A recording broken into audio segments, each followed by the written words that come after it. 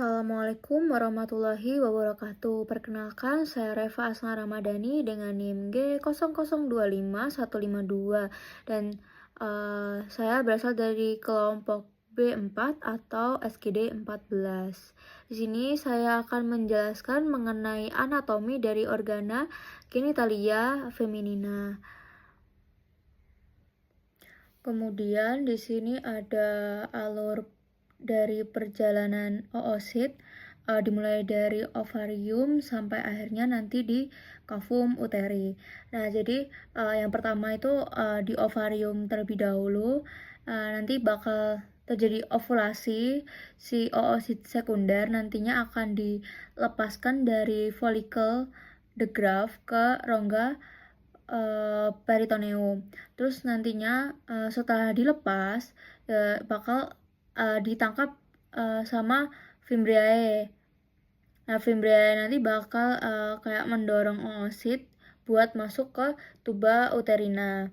Terus setelah udah masuk ke tuba uterina, si oositnya tuh bakal masuk ke bagian infundibulum gitu, kayak corong sebagai pintu masuk oosit ke tuba.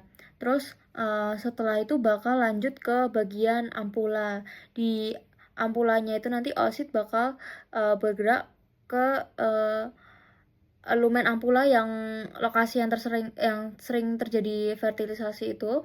Terus nantinya bakal ke ismus atau bagian tersempit gitu sebagai transport yang bakal lanjut ke uterus.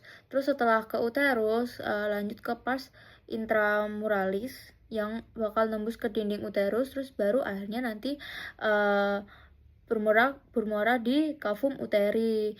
Nanti si oosit atau zigot itu bakal masuk ke uterus gitu. Lalu untuk tempat terjadinya fertilisasi tersering itu ada di ampula tuba uterina. Nah, ampula tuba uterina ini dia tuh bagian yang paling lebar. Jadi itu ruang ideal, karena dia lebar, dia tuh ruang ideal buat pertemuan sperma sama ovum. Terus juga dia tuh tempat pertama ovum masuk setelah ditangkap sama fimbriae kan.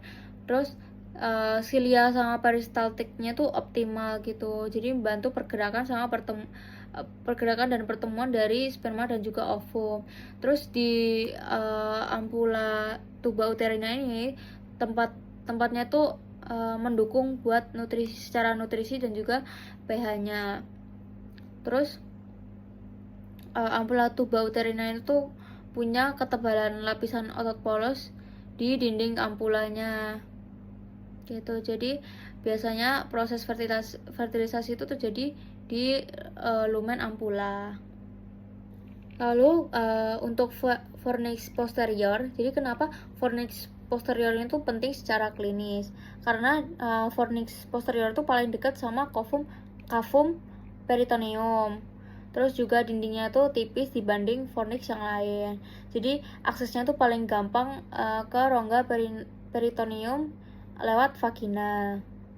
Kemudian ada kuldosentesis. Jadi kuldosentesis ini itu salah satu prosedur yang menjadi alasan kenapa fornix posterior itu penting gitu, karena kuldosentesis ini tuh prosedur yang menusukkan lewat fornix posterior buat ngambil cairan dari kantong Douglas. Kenapa ambil cairannya di kantong Douglas? Karena tuh kantong Douglas itu kayak titik terendah gitu, jadi semua cairan itu ngumpulnya di situ gitu. Misalnya ada pendarahan di intraperitoneal atau cairan atau abses pelvis gitu, dilakukan prosedur ini gitu. Terus untuk prosedur kolpotomi, dia tuh prosedur yang menginsisi lewat fornix yang posterior. Fungsinya tuh buat akses operasi ke kavum peritoneum, terus juga drainase akses pelvis, terus buat prosedur ginekologi tertentu. Mungkin sekian yang bisa saya sampaikan, kurang lebihnya mohon maaf. Wassalamualaikum warahmatullahi wabarakatuh.